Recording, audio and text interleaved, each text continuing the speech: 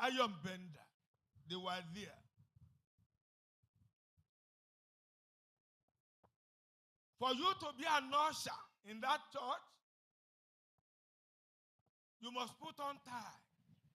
That is part of the doctrine of the church. You must tie up your shirt. And I was watching one of them with a tie. The head of the tie is like this, my hand that I'm folding. Otobi. You know, when you are putting on a tie, you have to put on your tie, yes, unmovable from your neck. But I was looking at the tie. The tie now ran into the extreme end of the shirt. Tie torí rẹ̀ wúwo, ó tún wọnú polo shirt. Are you listening to me? Please, I want you to be careful and watchful. So, it was then the Holy Ghost was telling me, a born-again man of just 3 years, the Holy Ghost was connecting me, saying that is part of the tradition. Don't do this. Don't do that. Don't do this. When they want to pray, when they say, our Father who is in heaven, everybody in the church will say, Lord, in response. And the Holy Ghost said, there's no way I can stay here, because what He laid upon my heart is something that can never entertain tradition. So, 3 years after, Brother Paul came to the station. He said he bought the vehicle, he bought the petrol into his car, and we were staying at one side. That was the reason why I told him, I cannot stay in any church. There's no church that can manage the revelation of God in my heart. Brother Paul started talking. He said, that revelation that God laid upon my heart from 21st of May, 1974, he has seen the revelation 1962. And he started talking. You know, when Brother Paul started talking, I was arrested on that spot as we are standing together. He may not know. I just told him recently. I was arrested. And it was like a screen before me. And a projector was projecting the vision of the church laid upon my heart. And I was watching in the afternoon. Immediately when Brother Paul finished, I asked him a question. Where is the church that is doing all the things that you have been telling me? He said that was the revelation he got in 1962 that he has been doing as a minister from the apostolic. After finishing that, I said, okay, show me a church that is doing that which you are saying. And he said, that was the message God has given him, which he was doing at Okebola, first year. That was 1977. That was the time I became Brother Paul, one of his disciples. 48 years this year. You can see it's not easy. 48 years in discipleship journey.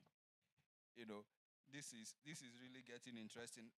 Before I go on to my next question, I would just want to tell the house, in case you have questions, please start noting them down, so there will be opportunity for the house to also ask whatever question is laid on your heart. So please, let's go with the move. Let's get blessed, and let's understand what the Lord wants us to know. Wow, 48 years in discipleship. So he has mentioned so whom the Lord used to disciple after salvation experience. So we have known that it is Brother Paul. And one of the things that interests me, 1977, the vision God laid in his heart, Brother Paul said, he has seen it 1962. So you can see when you meet with the right person that God has aligned for your life, everything falls in place.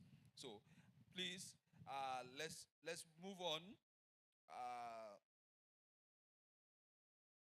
So I want to ask this question, and it's a bit trickish, and I have a reason for asking, and that is that how many, some is like, which one is convenient of the leaders, they move there. And maybe some for better reasons, maybe the leader backslide or whatever, they move to another. So I just want to know. So have you had that experience of maybe somebody led you first before you join another leader, or?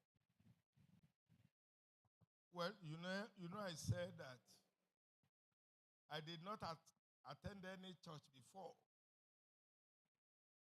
I've not been part of any church except the one where they sent me out.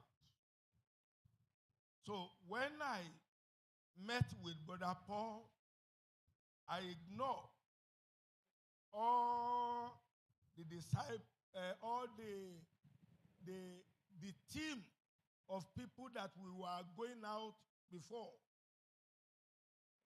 So, and I have a friend out of them who was an evangelist. He's still alive till today. But I said, since I have decided to join with Brother Paul in first year, there's no more reason for me to continue what I've been. So I said to my friend that no more.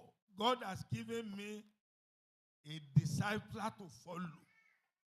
Because if you are genuinely born again, my case, it was like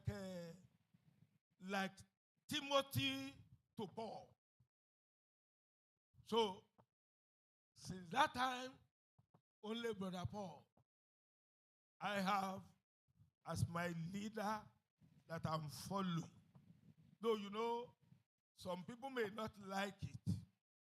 In fact, some of my friends that time that we were born again together, they were trying their best to let me know that, Brother Jao, you have petrol station, you have the money, you have the gift, you have that, you have that. Go and start your own church now.